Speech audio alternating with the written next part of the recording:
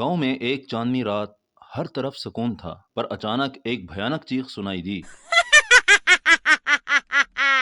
लोग घरों से बाहर निकले तो देखा कि गांव के दरख्तों पर एक चुड़ैल बैठी हुई थी। इसकी आंखें सुर्ख अंगारों की तरह दहक रही थीं। लोग खौफजदा हो गए। गांव के लोग इकट्ठे होकर बुजुर्ग हकीम हैदर के पास पहुंचे। ये चुड़ैल हमारे गांव में सदियों से कैद थी। इसकी कैद किसने तोड़ी? लोग एक दूसरे की तरफ हैरानी से देखने लगे। ये कैसे मुमकिन है? गांव के दरवाजे पर तावीज थे, वो क्यों टूटे? उसी वक्त एक नौजवान आगे बढ़ा। वो था मजनू, जो गांव का सबसे नेक और ईमानदार शख्स था। इसके बराबर में मीरा खड़ा था, जो अपनी शरारतों के लिए बहुत मशहूर था। हमें पहले ये जानना होगा कि चुड़ैल को आजाद किसने किया। क्या? मैं बस दरख्त के नीचे बैठा हुआ था, मुझे लगा वो बेकार तावीज हैं। मैंने नहीं किया ये सब। ये तुम्हारी नादानी की वजह से हुआ है सब कुछ। मेरा गांव अब खतरे में है। चुड़ैल गांव में तबाही मचा रही थी।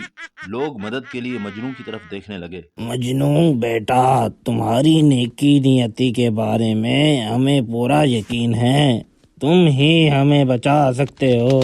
मैं कोशिश जरूर करूंगा, लेकिन मुझे किसी और की भी जरूरत होगी। मीरा, तुमने ये गलती की है। अब तुम्हें मेरे साथ चलना होगा ताकि हम इस चुड़ैल को खत्म कर सकें। मीरा ना चाहते हुए भी मजबूर हो गया और दोनों सफर पर निकले। सफर के दौरान उन्हें एक बोना मिलता है। तुम दोनों कहाँ जा रहे हो? हमारे गांव में चुड़ैल ने हमला कर दिया है।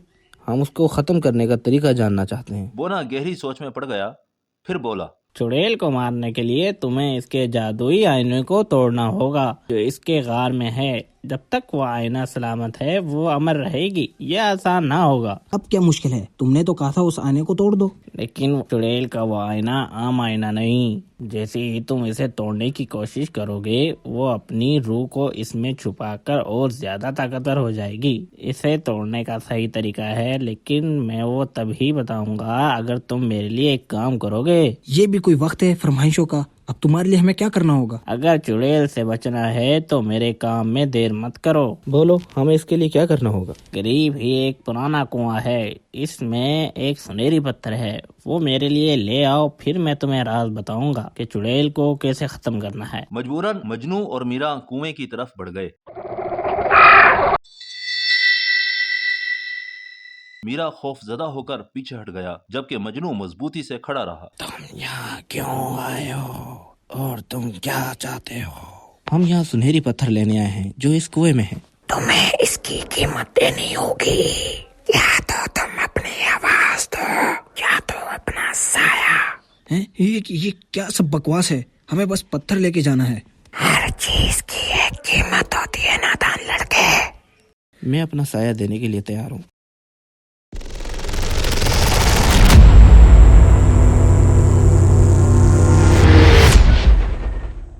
चंद लम्हों बाद पानी की तह से एक चमकदार सुनहरी पत्थर नमूदार हुआ। मजनू ने उसे उठाया और मीरा के साथ वापस बोने के पास चला गया। बोने ने जैसे ही सुनहरी पत्थर देखा, उसकी आंखें खुशी से चमक उठीं। तुम्हारी हिम्मत और कुर्बानी देखकर मैं तुम्हारी मदद करना चाहता हूँ।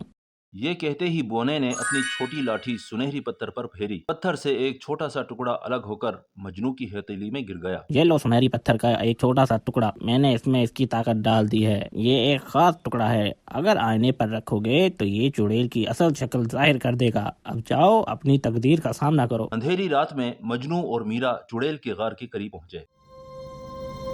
मजनू, ये जगह तो मनहूस लग रही है। डरने का वक्त नहीं है। हमें बस आईने के सामने चुड़ैल को इसकी असल शक्ल दिखानी है। दोनों आहिस्ता आहिस्ता गार में दाखिल हुए।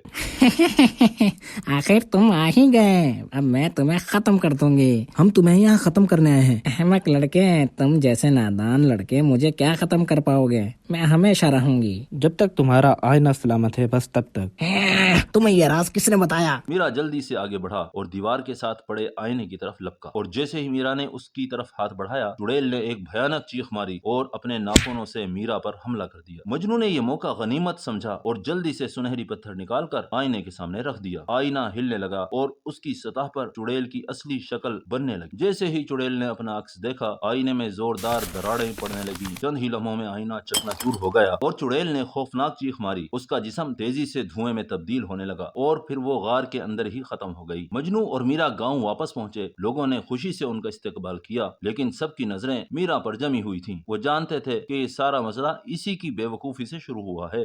تمہاری غلطی سے ہمارا گاؤں تباہ ہونے کے قریب تھا، چڑیل کی رہائی کا ذمہ دار تم ہو، تمہیں تمہاری سزا دی جائے گی۔ لیکن میں نے چڑیل کو ختم کرنے میں مدد کی، کیا مجھے دوسرا موقع نہیں دیا جائے گا؟ میں نے اپنی غلطی تسلیم کر لی ہے۔ ہمیں کسی بھی عمل سے پہلے سوچنا چاہیے۔ تمہاری سزا یہ ہے تمہیں گاؤں سے نکال دیا جائے تاکہ تم اپنی زندگی کی باقی مدت اس غلطی کو سدھارنے میں گزارو۔ میرا نے افسردہ ہو کر سر جھکا لیا۔ وہ خاموشی سے گاؤں کے دروازے کی طرف بڑھا اور آہستہ آہستہ نظروں سے اوجھل ہو گیا۔